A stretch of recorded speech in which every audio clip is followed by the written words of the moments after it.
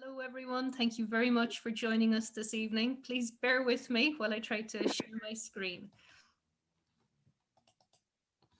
Now, there we go. So as Wesley said, I just want to start off this evening by just giving you a little bit of information about PRONI and about the archives that we hold. So the Public Record Office of Northern Ireland, or PRONI, was established in 1923. Sorry, I nearly gave us an extra two centuries of history there. We were established in 1923 and we're the official archive for Northern Ireland. We operate within the Department for Communities and we care for over 3 million unique documents which relate chiefly but not exclusively to Northern Ireland.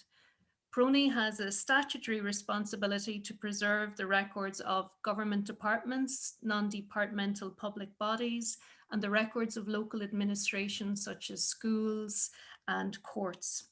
However, not many people know that approximately a third of the records in our care were deposited by private depositors. These records come from a very wide range of sources: churches, businesses, charities, families, and individuals. PRONI aims to identify, preserve, and promote public access to Northern Ireland's archival heritage. And from its earliest days, the institution has attempted to seek out records covering all aspects of Northern Ireland's archival heritage and community memory. In more normal times, in happier times, we would have been able to welcome you all to our building in Belfast Titanic Quarter. We have ample space there for talks and workshops and temporary exhibitions. We also have a large public reading room and search room where staff are on hand to help people as they undertake their researches into local history or wider historical studies. We have 4 temperature controlled stores in PRONI in our main building, which we use to house the documents in our care. So I just want to give you a flavor of some of the records that we hold and some of the sources that those records come from. Many of, I apologize now, this doesn't come up so well on the PowerPoint. It would be better on a bigger screen, but bear with me. Many of the researchers that come to PRONI do so for family and local history research. And as such, their first port of call is our wide ranging records which were deposited with us from churches. So these records also can provide a fascinating insight into society and key events in the past. Although at PRONI at the moment, we currently only hold church records relating to Christian denominations. So the insight those records provide into society in Northern Ireland at the moment is a partial one. But I just wanted to show you this page from one volume of one church record that we have. We hold original church volumes in PRONI. We hold copies on microfilm. And also in the last few years, we've been digitizing church records that churches have deposited with us on a temporary basis and allowed us to make digital copies of. Last year, we copied 30 records from Moravian churches in Ireland dating back to 1755. And this one page from a minister's diary in Ballinderry just gives a flavour of the wealth of information you can get in these records. You can't see it here so well on my screen, but this minister's diary is from Ballinderry. Dates to 1847, so a high point in the Irish famine. On this page, there's evidence and records of people who joined the congregation, people who died. There's mention of one woman, Matilda Beckett, who emigrated to Pennsylvania. And there's also at the end of the page mention about Brother Davis, who returned to Bristol. Brother Davis suddenly left his post for Bristol without acquainting anyone of his intention. He stated his reason by letter afterwards for taking this step, which was that his heart was about broken by witnessing the distress of the poor Irish. He could obtain no comfort or rest day nor night. He felt himself unequal to the duties he had undertaken. And the minister then notes at the end that the gravity of the situation had been explained to Brother Davis, but he hadn't appreciated how bad the situation in Ireland would be at the time. We also, sorry, now I just have to move myself about on screen here so as I can actually see my slides. We also hold an extensive holding of business records, including the industrial greats, Harland and Wolff and Bombardier. We have an absolutely fantastic photographic collection showcasing all of Short Brothers' output. So anyone interested in aviation or the history of armoured cars is in for a treat with this collection. But aside to the collection that many people mightn't appreciate is that this photographic collection also contains a huge amount of photographs of the people, including the women who worked in Shorts. Shorts always had a very good staff magazine, Short Story, it was called. The photographs for Short Story were retained. They're all present in the collection. So it's just a marvelous record of all the people who worked in Shorts over the history of its operation. Let's move this here.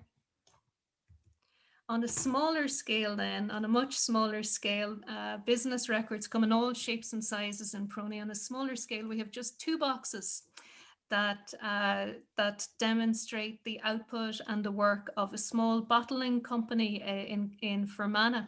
And included among the records that survive is a lovely volume in which they retained all the labels of the minerals that they produced. The company was called Kirker's. One of its own recipes was for Kirker Cola, which didn't quite catch on and never caused Coca-Cola any worries at all. But just another example of a business collection in PRONI. Now, PRONI also holds the records of charities and voluntary organisations, such as the records outlining the work of the Northern Ireland Council for Ethnic Minorities. These records were deposited in PRONI by Patrick Yu, who is the current chair of the Northern Ireland Council for Racial Equality, NICRE. Around about the same time, the records of Embrace NI were deposited in PRONI. They were deposited by Margaret McNulty, who I can see in the audience tonight. Embrace NI is a voluntary organisation that works to equip churches to welcome and support immigrants and those seeking asylum in Northern Ireland. And from my own perspective anyway, it was really after having conversations with Margaret and with Patrick and with Patrick's colleagues in NICRE, with Barbara Snowarska, who also I can see in the audience there, and with Raed Al-Wazan and other members of NICRE, that really sort of, I suppose, brought into focus for me the extent to which records relating to the lives and experiences of individuals from differing ethnic backgrounds, countries of origin, cultures, and religion are underrepresented in PRONI. Patrick and his colleagues at NICRE explained the negative impact of this lack of representation.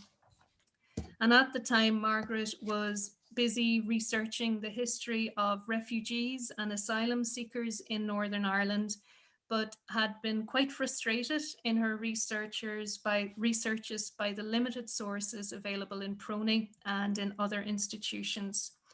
And, you know, looking at some of the official records in PRONI's holdings, there's a world of difference between the contents of one of our official government files, the title of which, for example, I have one here, a 1979 file entitled Vietnamese International Refugees, brackets, boat people, arrangements for employment and training. There's a world of difference between an official government file like that and documents that provide a true insight into the experiences of those refugees in their own words. Moving on to another category of records here in PRONI, we have an extensive holding of estate records. And it's really in this class of collection that we see the broad geographical range that some of PRONI's collections span. The Lissadell papers, for example, don't just give us an insight into the workings of that estate in County Sligo, but they also contain papers and photographs relating to Sir Henry Gore Booth's Arctic explorations in the 1880s. One of the most important estate collections that we have in PRONI are the estate papers of the Stuart family, Marquesses of Londonderry, whose Irish home was in, principal Irish residence anyway, was in Mount Stuart in County Down. The foundations of the wealth of the Stuart family were made by Sir Robert Cowan, who made his fortune in the East India Trading Company. Members of the Stuart family travelled widely, and their travels are documented in the Londonderry papers from the 1700s, 1800s, 1900s and beyond. And historically significant though these papers are, and the papers in all our estate collections are, we have to bear in mind that they document this wider worldview through a very Western and a very privileged lens. Most of PRONI's archives are primarily in the English language. Other languages are present in the archive, but we provide very few bilingual catalogue descriptions, and we wouldn't be alone in an archival institution in that respect. Indeed, some documents in our languages may not even, some documents in other languages may not even have a catalogue description in our catalogue. For example, I mentioned Sir Robert Cowan there a few moments ago in the Londonderry papers.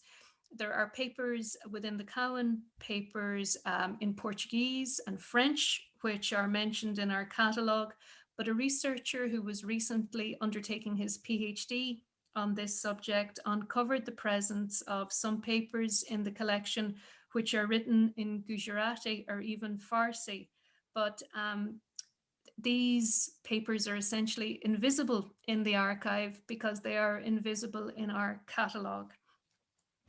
We do hold some Irish language collections, including a very large collection documenting the work of the Ultuk Trust, an organisation which was established in 1990 to promote the Irish language to the entire community of Northern Ireland. We in PRONI don't have the necessary language skills among PRONI staff to catalogue this collection. However, through funding provided by the Department for Communities and funding sourced and provided by the Ultuk Trust itself, we are hoping to recruit an individual on a temporary basis to catalogue this important collection. We had hoped to recruit someone last year, but COVID intervened, but all being well, we'll be able to start work cataloguing this collection very soon. In PRONI, we take a broad view of what records are historically important, and I've just got a sample of some of these records on my slide here. We want to make sure that our records are reflective of all of Northern Ireland's society, not just the so-called great and the good. So here we have an example of one of a number of really lovely scrapbooks that Dundonald's Women's Institute deposited with PRONI. These scrapbooks date from 1958 up to 1998, and they just offer a really unique and lovely perspective into especially into Dundonald, and an insight into Northern Ireland society at the time. Another photograph on the slide there, we also recently took in the papers of the Northern Ireland District Association Camping and Caravan Club. Those very brave people who in the 1960s ventured out in their tents camping in Northern Ireland. So again, just another insight into life in Northern Ireland and changing habits in leisure and lifestyle. Many of our privately deposit records relate to the life and experiences of individuals and their achievements, politicians, explorers, writers, and musicians such as Ottilie Patterson, the blues and jazz singer from Cumber County Down. Um, but we also hold letters, diaries, photographs, and other papers relating to individuals who might be less well known. Um, it's funny. I had prepared this slideshow a little while back, and the papers on this slide here relate to a diary kept by Bronagh McAtazni when she was a 13-year-old living in Newry. But Bronagh actually has shot to fame. She has her own blog, which has been very popular for a number of years. But she was featured in a Belfast Telegraph article very recently. So I'd say many people here tonight probably are more familiar with Bronagh than they are with Ottilie Patterson. But just Bronagh's diary, of which we have a digital copy, is just another example of a record that we hold. It records Bronagh's day-to-day life, her family, her friends, schools, but it also shows how outside or bigger incidents impacted on her life. I'll just read out just a short entry for the 28th of May 1981, where Bronagh writes, I missed Top of the Pops tonight. A policeman died last night and 2 IRA men were shot by SAS soldiers in Derry. So it just shows, it just shows, as I say, how the troubles impacted just on a teenager in Newry getting on with her day-to-day life. PRONI, like many other archival institutions, has a very, very large collection of letters reflecting the experiences of people who emigrated from this island from the 1700s onwards. And the ready availability of primary sources is one explanation why migration from Ireland has inspired a vast, vast body of scholarship, but why documenting the social history of migration into Ireland is much more challenging. Um, this is a letter here written by Job Johnson, who had emigrated to Pennsylvania. This letter dates to 1767, and Job is writing back home to his three brothers in Slathbogie in County Londonderry. And in private records, I suppose all records are equal and we shouldn't have favorites, but this is one that I love because I really think it captures something of the excitement of experiencing a new land when Job writes. But I believe that this province of Pennsylvania, by all I have seen and heard of it, is as good a one as any in America. I have seen in all places I have traveled orchards laden with fruit to admiration, their very limbs torn to pieces with the weight and most delicious to the taste. I have seen a barrel of curious cider from an apple tree and peaches in great plenty. And then on the other side of the spectrum, collections of immigrant letters can also convey something of the loneliness and the dislocation of finding yourself very far from home, especially when misfortune strikes. And I think this is shown very, very evocatively here in this letter from Ebenezer Bustard, who had it's a letter home to his brother John in Donegal. And Ebenezer had traveled out to Louisville to join his Uncle John and help him in his business. His uncle died, and his death has struck Ebenezer very hard. He's worried about his future. He's worried about his financial stability, and it just comes across very, very clearly in the letter here, where he writes, "My uncle's death to me is serious loss. A serious loss, and one which is hard to bear up. None can feel it as I do unless those similarly situated. It requires firmness and fortitude to bear up under such disappointments. But disappointments and trials is many a true inheritance, and it is alone known to God whether there is anything for me on this side of eternity but trials and disappointments." You'll be happy to hear that things worked out okay for Ebenezer.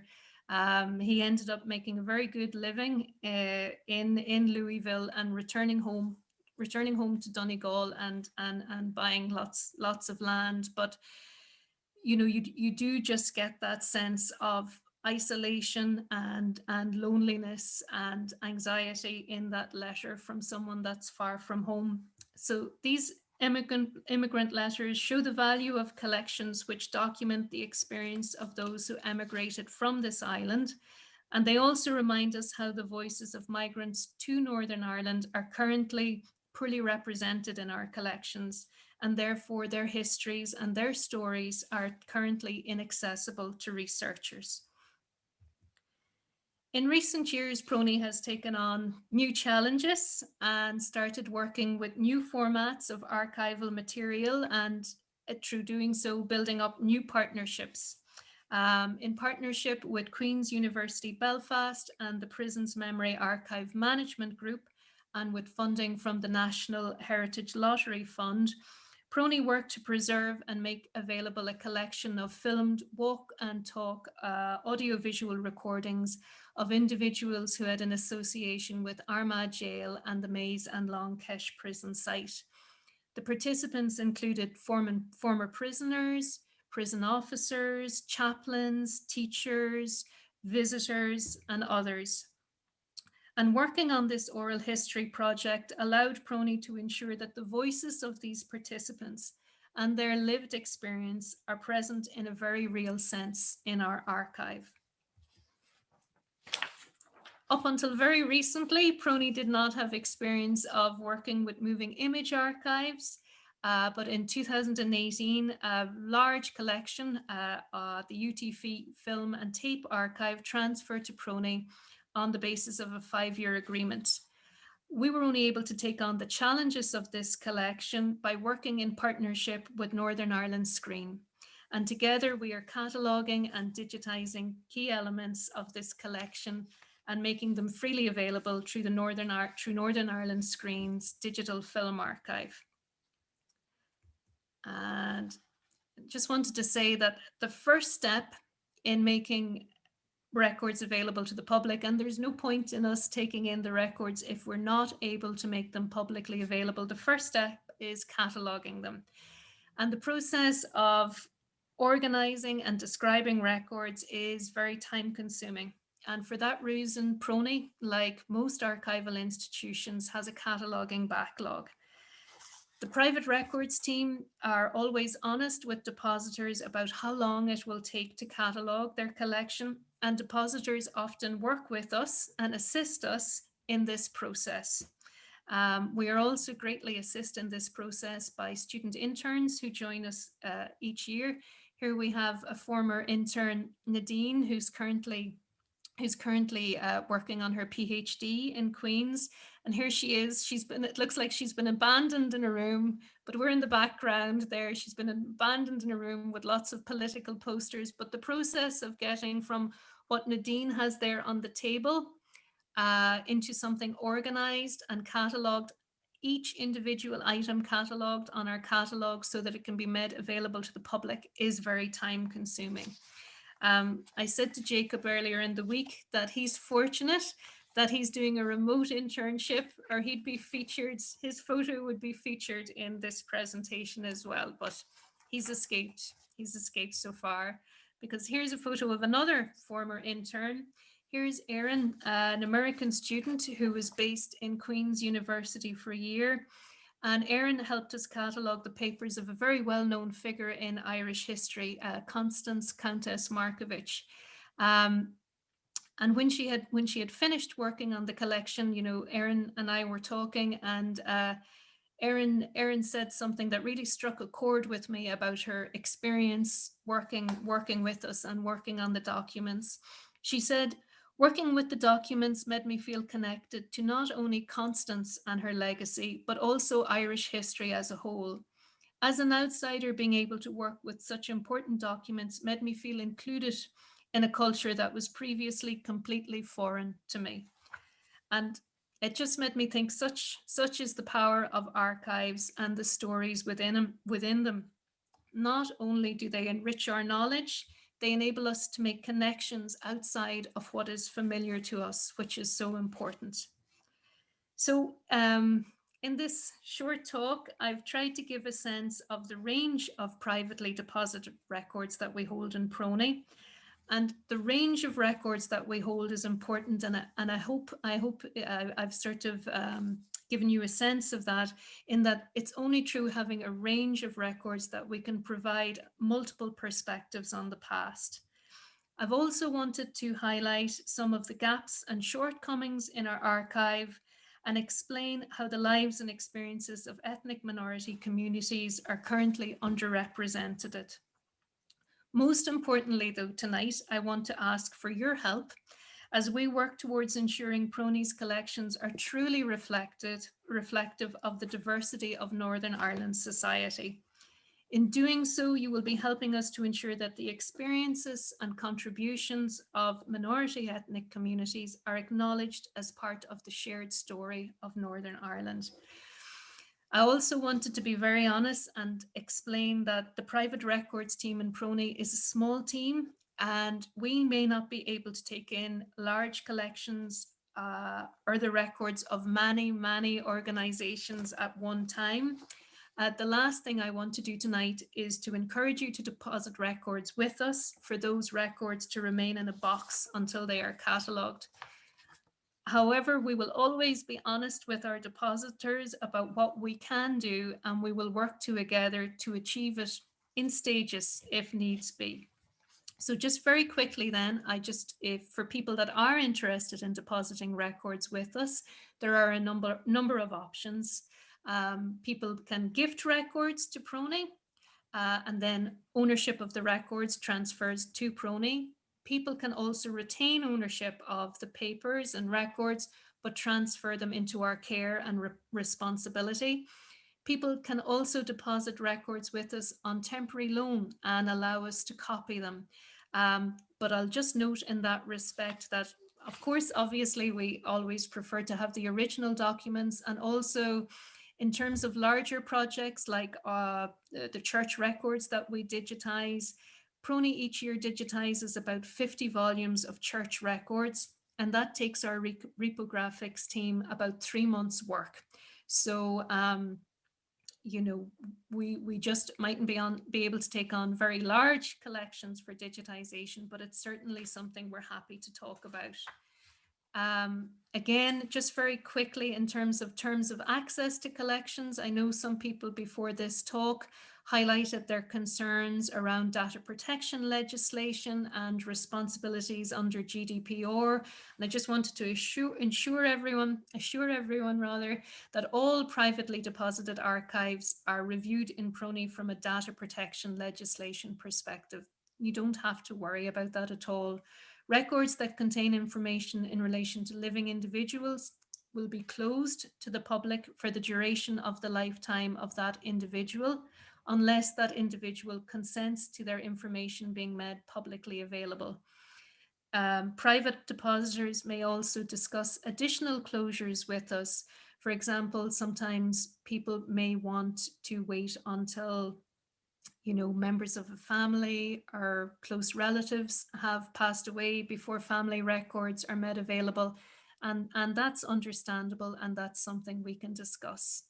And access to individual documents that are catalogued in PRONI can be facilitated either on-site in PRONI, or if depositors are happy, we can also facilitate access to digitized material to digital records online through our e-catalogue. So just finally, just finishing up, a couple of years ago, with the assistance of the Northern Ireland Council for Racial Equality, PRONI and Queen's University Belfast applied for a funded PhD to support an initiative like this, which would have made our archive more inclusive. And unfortunately, we were unsuccessful in that bid. And one of the reasons for this was that, to be honest, at that time, a couple of years ago, we had no real sense of the range and nature of material that is out there. and whether individuals from ethnic minority groups would want to engage with PRONI and deposit records with us.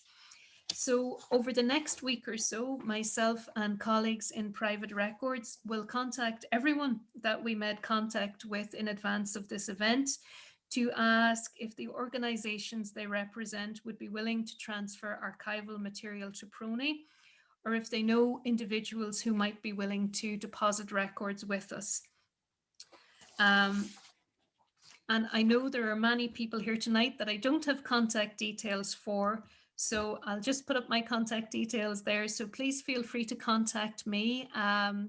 My email address is there, and the general access email address is there also, if you want to email both email addresses, just in case I'm not around for a day or two, someone will be able to get back to you.